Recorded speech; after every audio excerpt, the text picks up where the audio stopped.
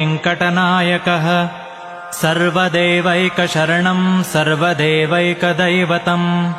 समस्तदेवकवचं सर्वदेवशिखामणिः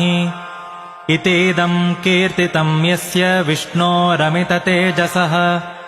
त्रिकाले यः पठेन्नित्यं पापं तस्य न विद्यते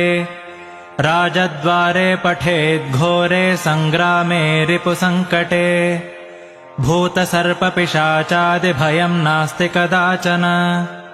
अपुत्रो लभते पुत्रान् निर्धनो धनवान् भवेत्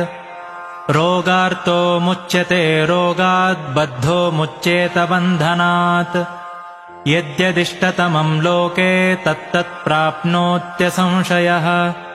ऐश्वर्यं राजसन्मानं भक्तिमुक्तिफलप्रदम्